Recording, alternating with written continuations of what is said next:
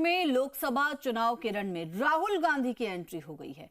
अनूपगढ़ में चुनावी जनसभा को संबोधित करते हुए राहुल गांधी ने कांग्रेस की केंद्र की बीजेपी सरकार पर जमकर हमला बोला। राहुल ने एमएसपी और बेरोजगारी के मुद्दे पर मोदी सरकार पर जमकर प्रहार किया। देखिए। राहुल गांधी बहुत बहुत धन्यवाद। मरुधरा के रण में राहुल की एंट्री।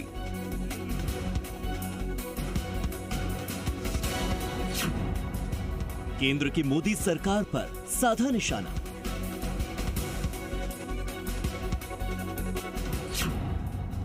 महंगाई और बेरोजगारी पर केंद्र को घेरा।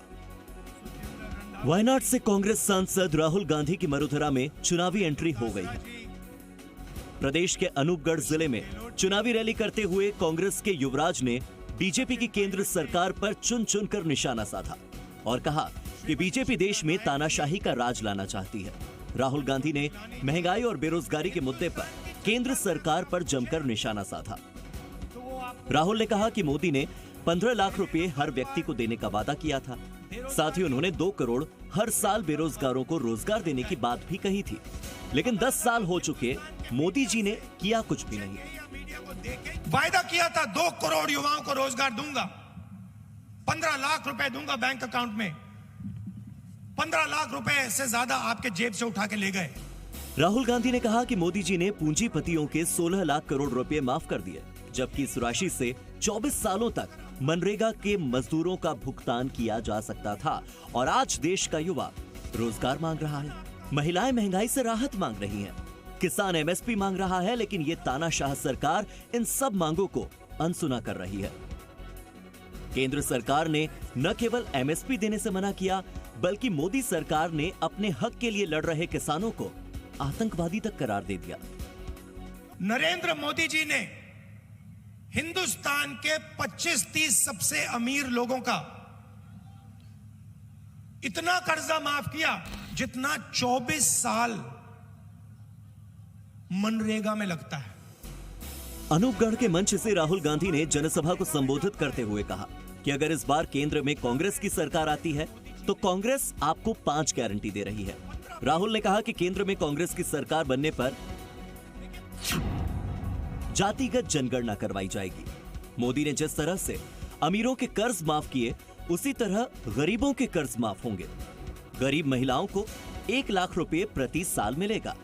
हर शिक्षित युवा की पहली नौकरी पक्की होगी। कर्ज माफी और एमएसपी की कानूनी गारंटी देंगे। हालांकि राहुल यही नहीं रुके, बल्कि प्राइवेट सेक्टर में पिछड़ों की उपेक्षा पर भी उन्होंने बीजेपी पर जमकर आरोप लगाए। 200 सबसे बड़ी कंपनी है, उनके मालिकों में और उनकी सीनियर मैनेजमेंट में मुझे बता दो पिछड़े वर्ग के कितने लोग हैं? एक नहीं मिलेगा। राहुल की जनसभा में मौजूद प्रदेश के पूर्व मुख्यमंत्री अशोक गहलोत ने भारतीय जनता पार्टी को आम जनता की विरोधी सरकार करार दिया और कहा कि बेरोजगारी और महंगाई के मुद्दे पर बीजेपी कभी बात नहीं करना चाहती। गहलोत बोले कि बीजेपी चाहती है पिछड़े वर्ग और किसानों के मुद्दे पर कभी भी मीडिया बात ही न करे। खैर, राहुल की एंट्री के बाद अब प्रदेश में चुनावी तपिश और बढ़ चुकी है। एक तरफ राहुल रेगिस्तान के जिले बीकानेर और श्रीगंगानगर में चुनावी सभाएं करके 5 गारंटियां दे रहे हैं, तो दूसरी तरफ राजस्थान के दक्षिण में प्रधानमंत्री नरेंद्र मोदी ने हुंकार भरी और राहुल के साथ साथ कांग्रेस को जवाब भी दिया। लेकिन देखना यह है कि जनता किसके वादे पर ज्यादा भरोसा करती है। दीपक अग्रवाल, जी मीडिया, अनूपगढ़।